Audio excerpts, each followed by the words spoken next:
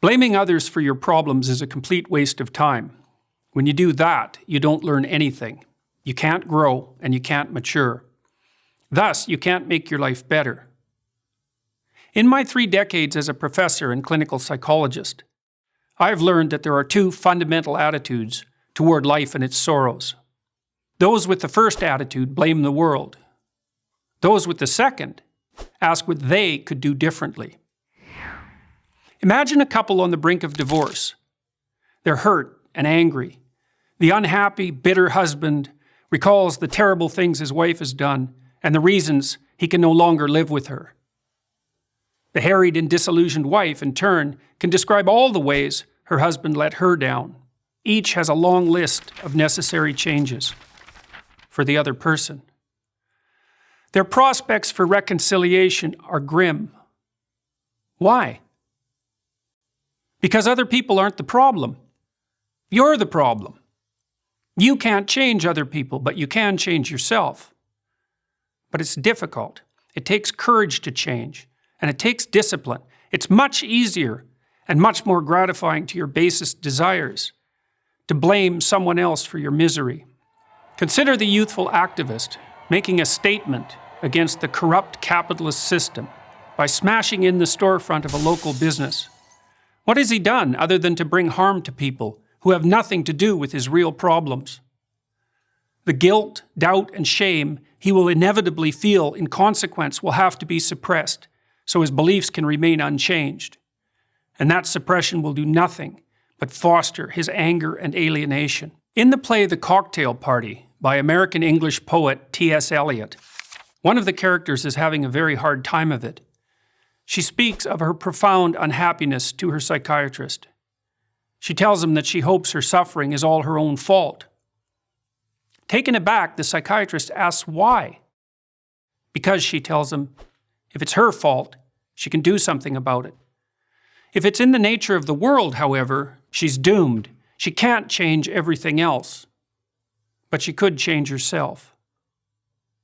Now, there are people who seem to be consigned to a terrible fate, but most of us aren't.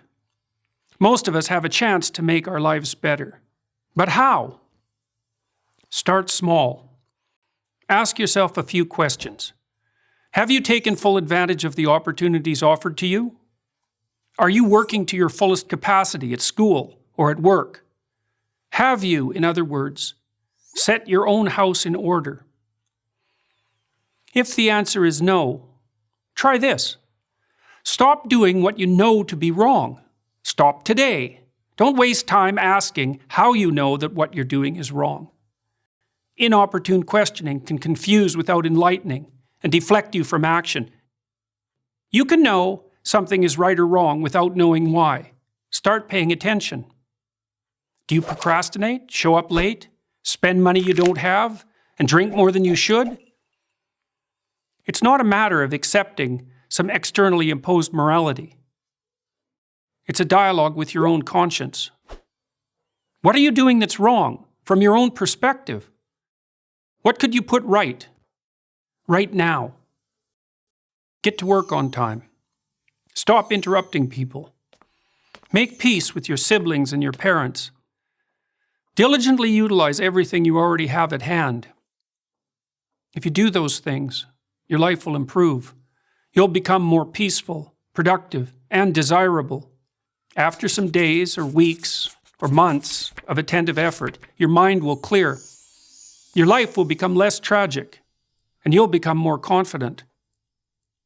You'll start seeing right from wrong more clearly.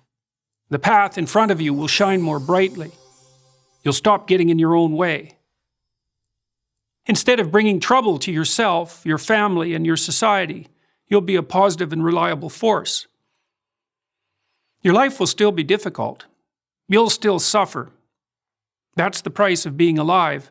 But maybe you'll become strong enough to accept that burden, and in that fashion, even come to act nobly and with purpose. The proper way to fix the world isn't to fix the world. There's no reason to assume that you're even up to such a task, but you can fix yourself. You'll do no one any harm by doing so. And in that manner, at least, you will make the world a better place. I'm Jordan Peterson, Professor of Psychology at the University of Toronto for Prager University. Thank you for watching this video. To help keep PragerU videos free, please consider making a tax-deductible donation.